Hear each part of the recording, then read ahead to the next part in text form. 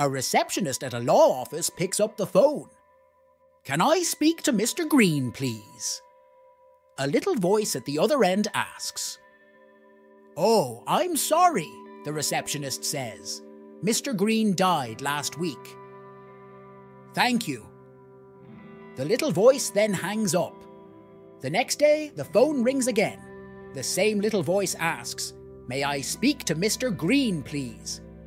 The receptionist says, "I'm pretty sure you called yesterday and I told you that Mr. Green is dead." "Thank you." The little voice responds again, then hangs up. The next day, the phone once again rings and the same little voice asks, "May I speak to Mr. Green, please?" The receptionist is getting quite annoyed at this point. "Look, I know you're the same person who called the last 2 days, and I told you that Mr. Green is dead. What about that, don't you understand?" The little voice responds, "Oh, I understand perfectly. I just love to hear you say it." 2. A man had his mother-in-law move in with him when she lost her job. About a week later, he returns home from his job and finds her lying on the floor, unconscious. He calls 911 and the ambulance comes and takes her off to the hospital. He calls his wife and tells her she may have to cut her business trip short, but he'll keep her posted. He gets to the hospital and waits outside the surgery, nervous and pacing. Soon, the doctor comes out and says he has some good news and some bad news. "Give me the bad news first, Doc." "Well, your mother-in-law had a massive stroke. She's lost her ability to speak and can only cackle like a chicken." The man nods his head. "She's also lost all motor control to her arms and legs, so not only won't she be able to walk, she won't even be able to feed herself. You'll have to feed her baby food for the rest of her life. Every day, 3 times a day." Somberly, the man nods, so the doctor continues. "Without any motor control, she'll also be incontinent, so she'll have to wear diapers for the rest of her life. You'll have to clean her and put a new diaper on her several times a day for the rest of her life." The man nods, processing all this information in his brain, then looks to the doctor and asks, "That's some pretty bad news, but you said you had some good news. What's the good news?" "The good news is I'm just joking with you. She died." 3. I was sitting in a bathroom stall doing my business when suddenly the guy in the next stall asks, "Hey man, how are you doing?" A little confused, I replied, "Good, I guess."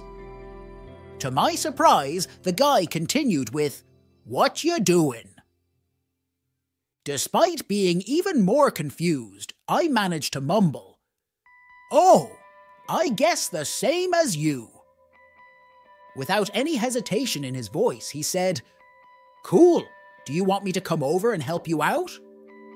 A bit scared, I replied as firmly as I could, "Hey man, I really appreciate the offer and all, but I am not into that kind of stuff and doing all fine here and—" Before I could finish my sentence, the guy said, "Hang on a minute, John. There is this weird guy in the neighboring stall who is replying to everything I say." 4. A man and his wife and his mother-in-law went on vacation to the Holy Land. While they were there, the mother-in-law passed away. The undertaker told them you can have her shipped home for $5,000, or you can bury her here in the Holy Land for $150. The man thought about it and told him he'd just have her shipped home.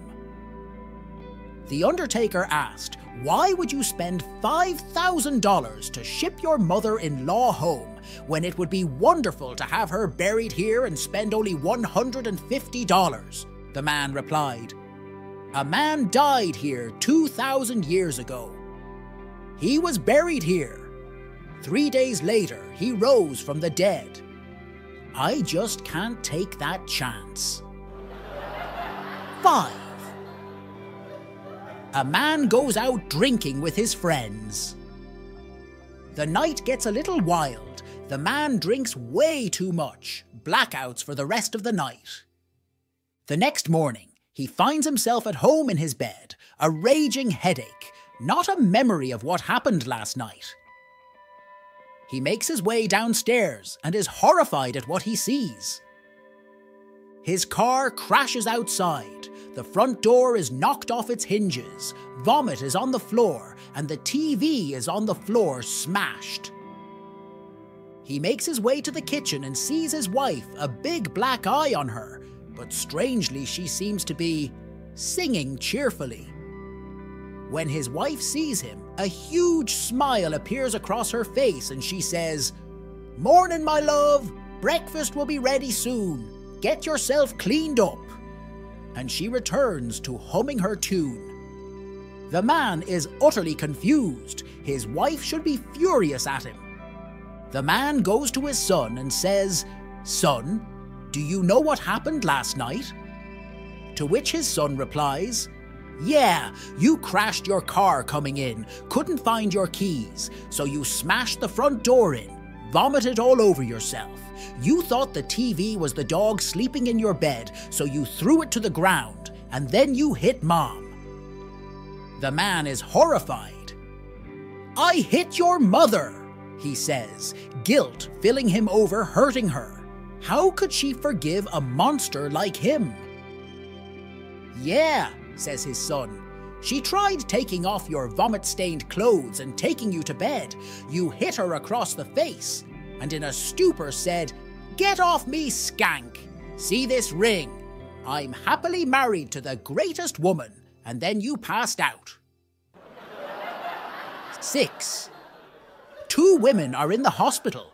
Their labour has started, but not progressed enough for delivery, so they are in a room waiting together. "Is this your first child?" says the older woman. "No," says the younger woman. "I have another." "I have 3, continues the older woman. "After the first kid, my husband was so sweet. He bought me a diamond necklace." "Oh, how nice," said the young woman. "After the second, he bought me a new car. He said I deserved the best." "Oh, how nice," said the younger woman.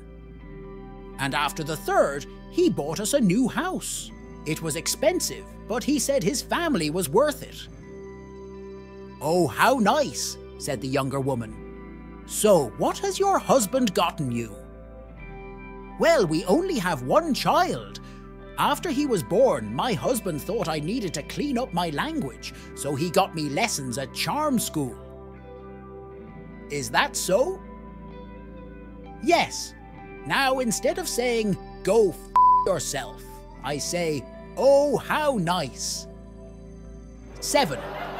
An elderly man is on his deathbed. Summoning his last bit of strength, he lifts his head and whispers, "Is my beloved wife Sarah here with me?"